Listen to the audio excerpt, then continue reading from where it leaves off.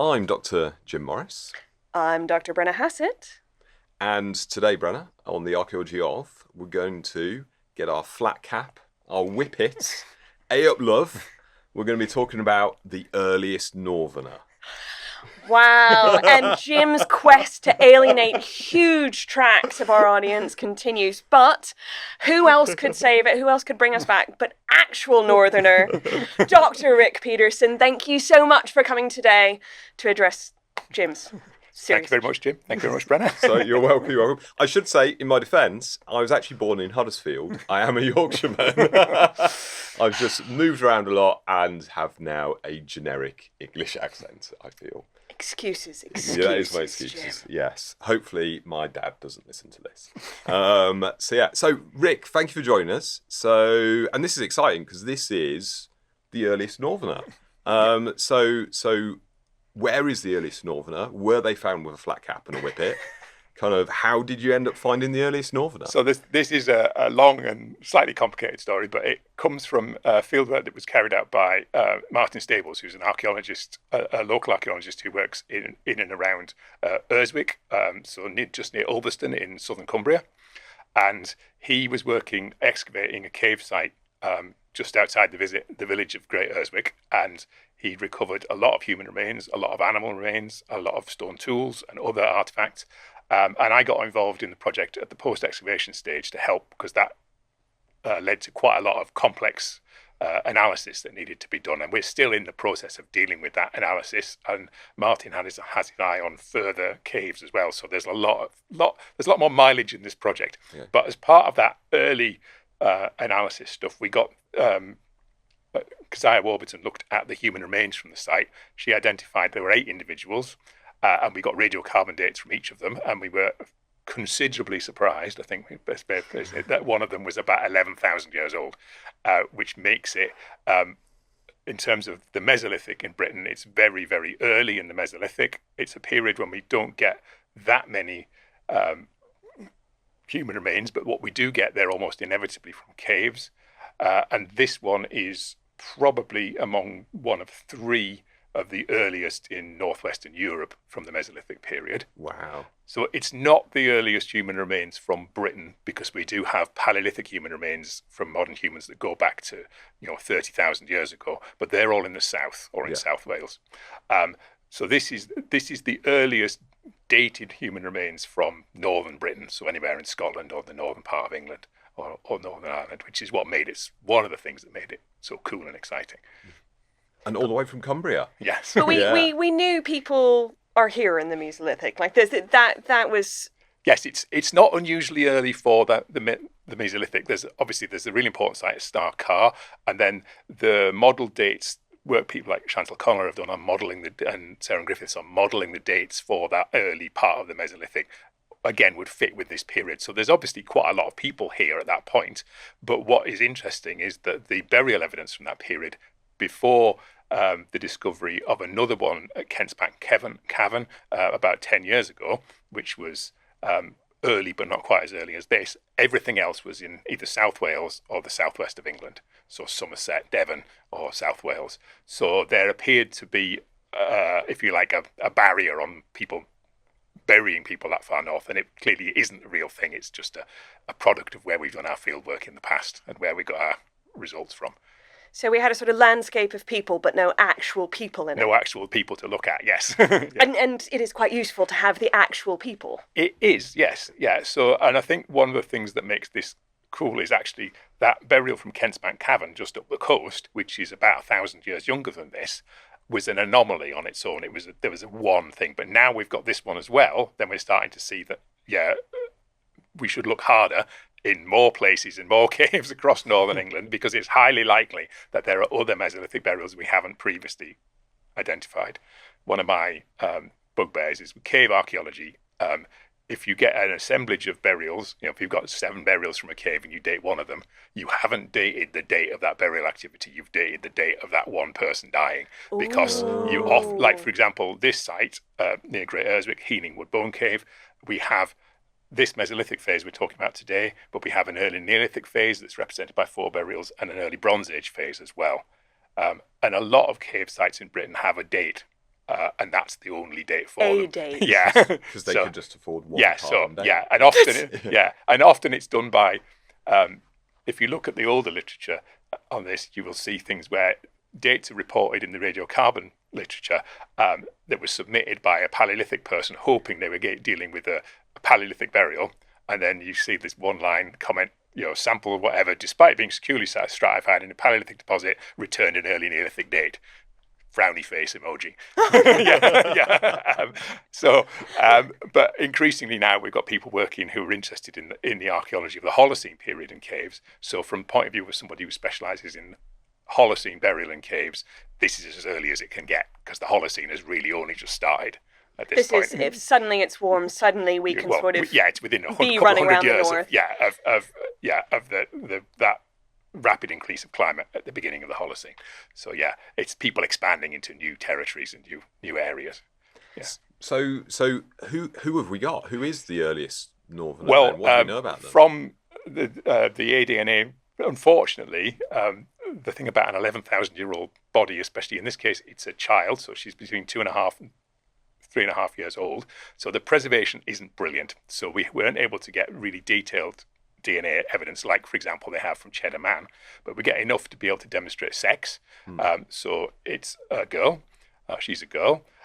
She's about 2.5 to 3.5 years old. She was buried, we think, now, again, cave's quite an aggressive environment, so saying for definite that something is associated with something else is a bit of a tricky question. But we have another radiocarbon date on a shell bead. So we think that there's at least 5 or 6 shell beads that survive. The shell bead is the same age as the burial, so we think associated with shell beads. We're fairly confident. We haven't got any radiocarbon dates yet, but there was antler from that layer. There was stone tools from that layer, and there's actually a perforated deer tooth, which we only discovered in the post-excavation phase. Sarah Hunt, who's doing the animal bone reporting, discovered a perforated deer tooth. So we think there's a kind of assemblage of things with her at that point. And we think that she's the only burial of that date, because all the others have got other dates, but we may have missed an individual in there somewhere. But we're fairly confident that it's a single event. So these shell beads, we should say we've got a picture. These are the shell beads we've got a picture of up here. So they're periwinkle. They're flat periwinkles, which is a species that you get used a lot for beads throughout the Mesolithic and indeed the Paleolithic, and they've been perforated with a stone tool, so little holes have been carefully drilled in them, so they can be either sewn onto a garment or strung onto some sort of necklace or bracelet or something like that. They are very, very small.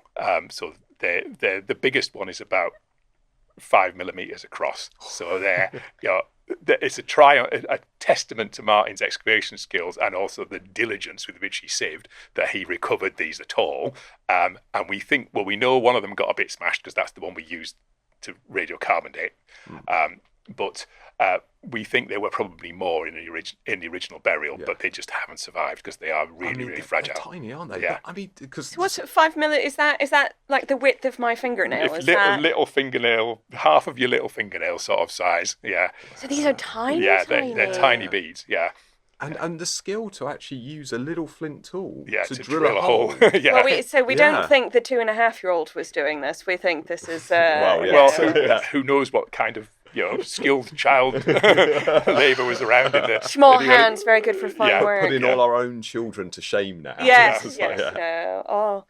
But so I mean, it's amazing that you can sort of get any DNA at all, right? Because the conditions in this case are not necessarily conducive. No, and the issue there as well is that obviously the best preservation of DNA comes out of the petrous portion of the skull. We don't have that for all of these burials because they're quite fragmented. So in the case of the earliest northern, we're dealing with tooth material, so that doesn't generally preserve the DNA as well. So they had, the DNA work was done by Tom Booth and his team at the Francis Crick Who also worked on Cheddar Man. Yes, so he was able to get enough out of it after about 3 goes to give us a genetic sex, but that was basically it in terms of the DNA evidence. But still, really, really useful and interesting, and a bit more depth than what we've got. And we've got better DNA from the later periods, but that's so it's not enough to give us the sort of narrative story of like Cheddar Man. We talk about what he looked like and what Yeah. relationship he has to the people who come in the Neolithic. Yeah, so whether he's them, they're him. Yeah.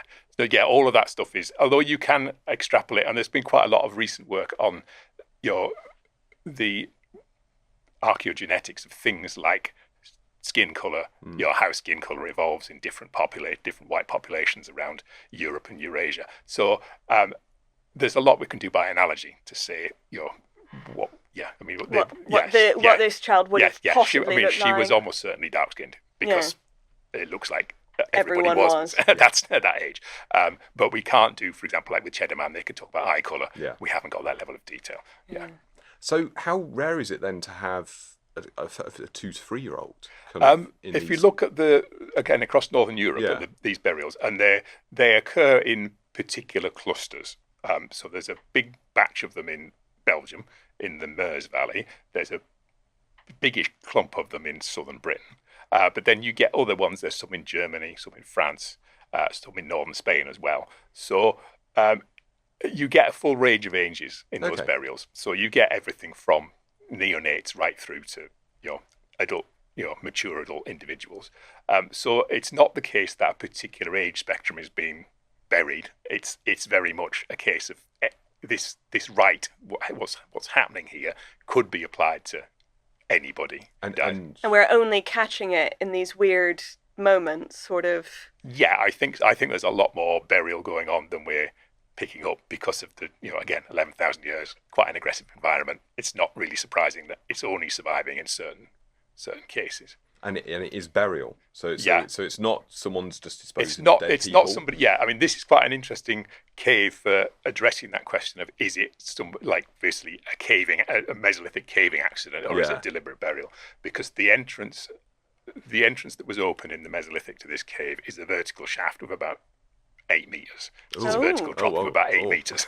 So if you go down there by accident, you're not coming back. Well, yeah, but also you're likely to have perimortem trauma around, fall injuries and things like that, which is not the case in terms of this individual, or indeed the ones in the later burials. So this looks like a deliberate introduction of the body into the cave.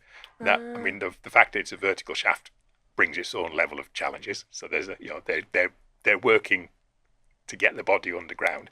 And I think that one of the things that shows up in a lot of these sites, and I've obviously not worked on the original material from all the other sites, but it's been quite well studied and quite well published.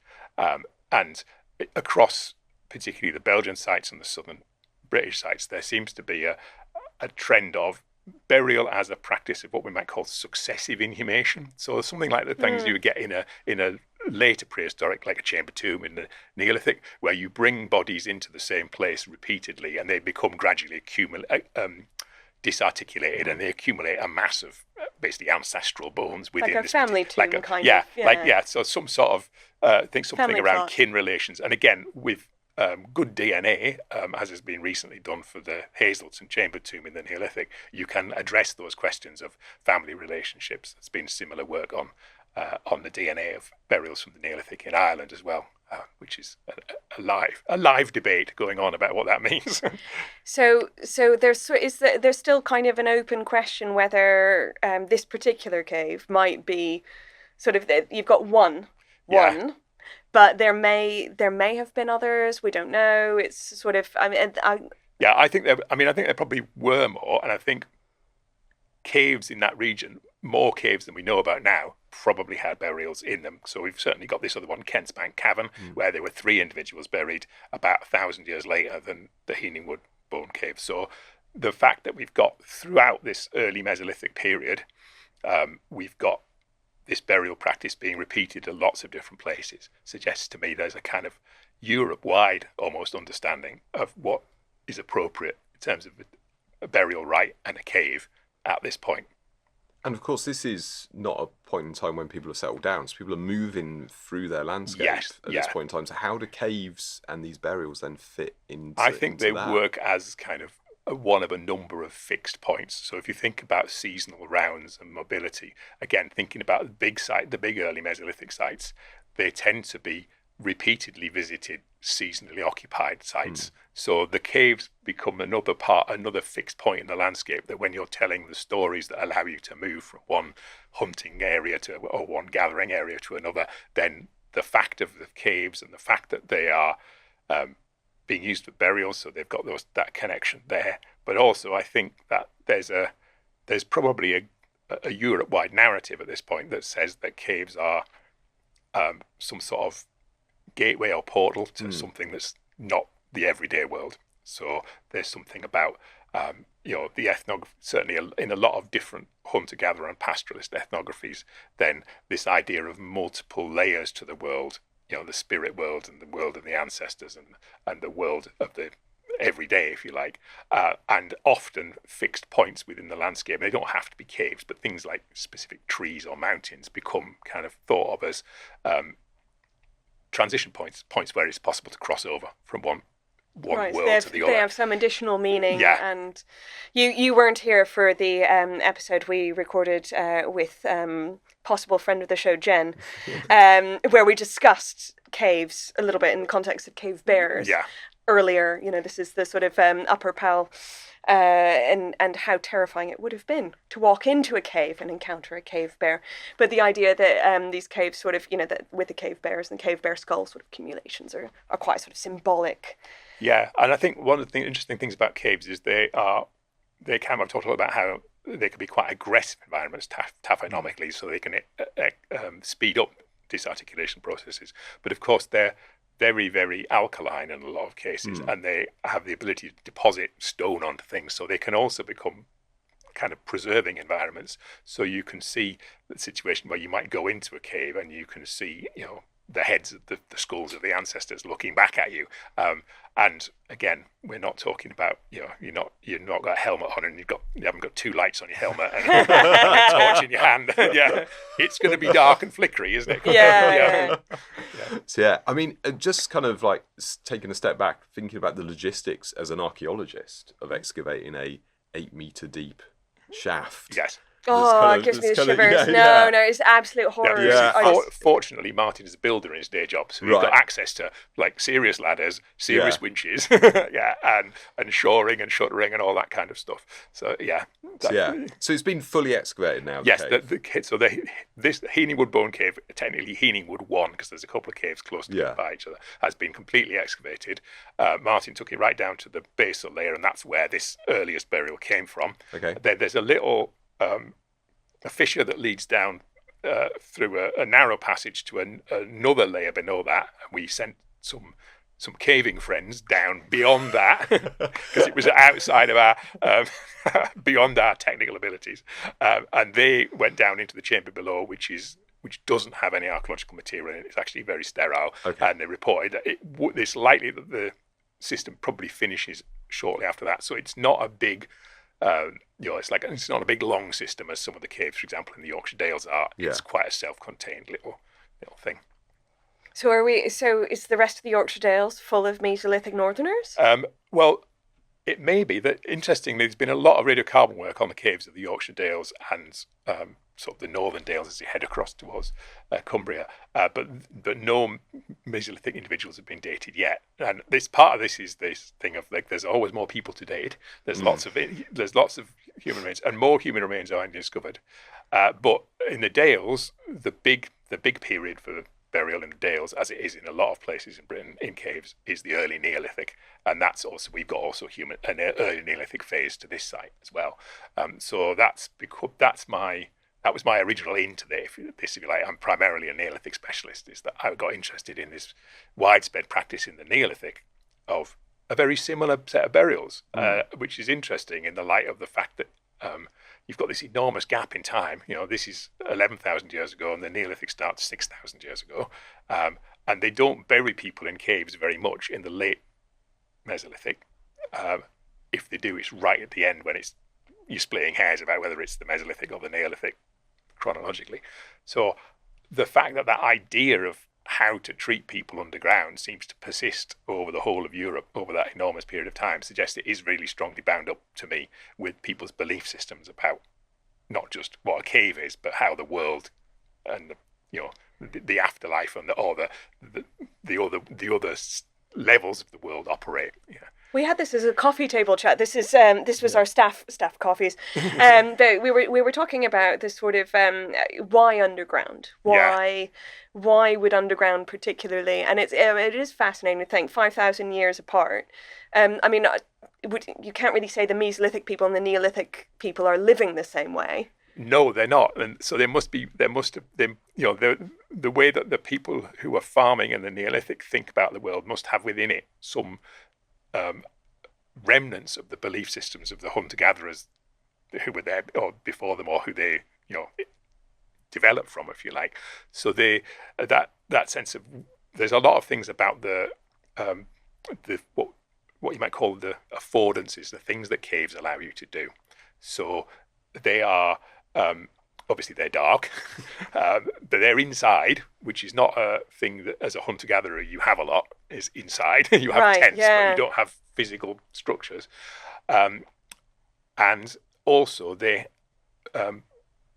very, the best way for it is a calm space. Okay, the weather doesn't happen inside caves. The temperature is more or less constant. Once you get reasonably deep into a system, you're talking about a 10-degree temperature, regardless of what's going on outside. So they become a space which is kind of separated from whatever's happening in the outside world. And obviously, they're quite a challenge to get into, quite a lot of them. They tend to be, healing wood's not, but they can quite often be up cliffs. So there's often a bit of climbing before you get there. And often, as in the case with healing wood, there's a bit of descending to do. So there's either ladders or ropes or something involved in getting into healing wood from the Mesolithic entrance. And sometimes they're just really small and narrow. And then you talked about, taking a dead body down through a tiny little passage and wriggling with it through.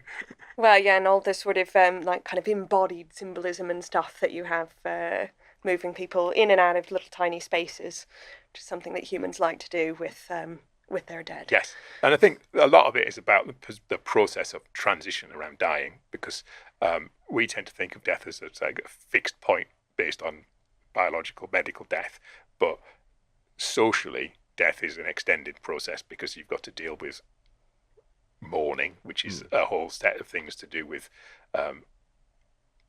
uncompleted obligations. It's to kin relations, moving, and a lot of societies have quite fearful beliefs about the recently dead. Unless they're managed properly, they regard them as being people who need to be taught how to be, to move on to the spirit world, to the ancestral world, wherever it is they're thought of as going. And if they don't get that right, they have a tendency to hang around and become angry, vengeful ghosts. So cause again, problems. Yes, yeah. So again, that thinking about a cave as a kind of point of contact between the mundane world and a world that operates on another level, then the use of caves for burial makes perfect sense in that sense, in terms of that extended burial process, because it's you're already halfway there. Yeah, it's the door. Yeah. But thinking also in terms of the Mesolithic, kind of logistics-wise, then does that mean you would maybe save someone to be buried in a cave if you're not near the cave? That's an interesting question, and it's a question that we should be able to answer osteologically in terms of the preservation of the body and things like that. Now. I feel like archaeologists always think the osteologist should be able to answer things, and the osteologists always think the archaeologist. Yeah, this is probably it turns out none of us know. Yeah, none of us know. But taphonomically, there should be a difference between somebody who went into the ground the day they died, and somebody, or went into a cave the day they died, and someone who's been put on a sledge and dragged around for say. We need to save them because they need to go into the special place, into the cave. Yeah. So that's an interesting question. There's no evidence on what we call the Ossick Lass. Ossick is the local pronunciation of Great Urswick. So Marty came up with the Ossick Lass. Ossick Lass. So it's not Urswick, it's Ossick. Ossick. Yeah. Right. So there's no evidence that the Ossick Lass was anything other than freshly dead when she was buried. But we're talking about quite a small amount of remains there. If you had a bigger assemblage, so the biggest assemblage of all from this general period in Britain is from Aveline's Hole in Somerset, and Rick Schulting's done a lot of work on the taphonomy of that burial. And again, there it looks as if it's a big cemetery. There's people coming from different almost from different communities probably using that. Yeah. But it might be that when you're getting ill, you start moving in the right direction. Oh, I've got a bad cold coming on. Yeah. time to move to Somerset, Jim. Yes. Yeah.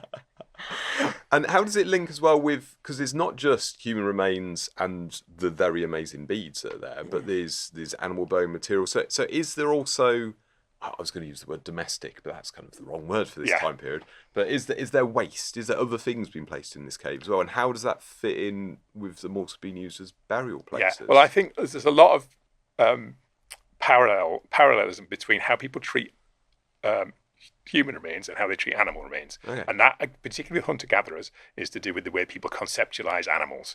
So they think of animals as being another kind of person. So there's a lot of things in hunter-gatherer belief about there's not this sort of separation between we're the humans and we hunt the prey. The prey are our kin as well. So it's not surprising that the prey are also being, some of the prey anyway, are also winding up in the same place. What we have, I can't give you really good hard and fast answers there because Sarah's still getting on with it. Analysing the animals. Research is a process. Yes, yeah. But certainly, as we've been looking at stuff as it's going across the lab table, we're seeing some evidence for cut mark bone in there. So these are animals that are being hunted and processed, some of the wild animals. Obviously, again, multi-period site, so we need to get some radiocarbon dates on the animals as well to identify which ones definitely belong with this earliest period. But yeah, trying to track back to the actual question you asked me, I think that the reason is that the animals are people too. If you like, they're being deposited. It's not a midden where I was at this funeral party and I threw my deer bone. Yeah. Well, it's of course it's a classic kind of model. It's kind of basically based on Christian belief, that kind of separation between humans and nature, isn't it? I thought I was going to blame Linnaeus, but we could go further back. Linnaeus. No, blame Linnaeus. No, but I mean, I think Christianity. everyone's got very different beliefs, and I think if we would spend a very long time on this podcast trying to trace ours. But that link's really nice because this is about the same time as Starkar, isn't it? Yes, so it is, Starkar, you've got the very famous deer headdresses where kind of people are. Yeah, we were sadly disappointed when we looked at our antlers to discover that they weren't split like the Starkar ones. So we couldn't say, look, we found a headdress as well. But there's there's red deer in there. There's other wild species in there, and yeah, I think that what you can see with the Starkar material is, yes, it's a hunting site. It's a procurement site based on a particular period of the year, but it's also very strongly linked to beliefs that tie humans and animals together as part of these different worlds, this animist belief system that is very typical for northern hunter-gatherers, and northern pastoralists as well. So there's a lot of really interesting ethnography that we can draw on of pastoralist groups and hunter-gatherer groups in the further north today. So there's a lot there we can use to put flesh on these bones, so to speak. Yes, awful pun. No, it's a great pun. We are not afraid of a bad pun. Which may in fact bring me to the worst question that any archaeologist can be asked. It's the one we ask all of our guests. So, Dr. Rick Peterson, have you ever found any gold? Well, given that I work in a period that doesn't have any metal, surprisingly, the answer is yes. So I worked, when I was a museum assistant in the National Museum of Wales, which was some time ago now, I worked on a treasure trove case where there had been a metal detector discovery somewhere in Pembrokeshire of 3 Middle Bronze Age ribbon talks, massive quantity of gold. Face value at that date of about £750,000. I think you are currently winning. I did not actually dig them up myself. What we did was we went in the field afterwards and excavated all over the place looking for the evidence of the pits that the metal detectorists said they'd found them in, to give evidence to the coroner's thing. But I saw them in the museum in their lovely boxes. So yeah, I'm going to claim those. I think that counts. Yeah. I think that does count. I really think that does count. Yeah. Well, that's amazing. I think you have certainly topped our leaderboard for financial value of gold found. Dr. Rick Peterson, thank you so much for joining us. Thank you very much for asking me. It's brilliant. I've been Dr. Brenna Hassett. And I've been Dr. Jim Morris. And this was the archaeology of the very first northerner. Earliest northerner. Thank you for listening to The Archaeology of. You can watch the show on our YouTube channel and on Spotify. Please subscribe wherever you get your podcasts, and if you'd be kind enough to leave us a review and rating, we would really appreciate that. See you in the next episode.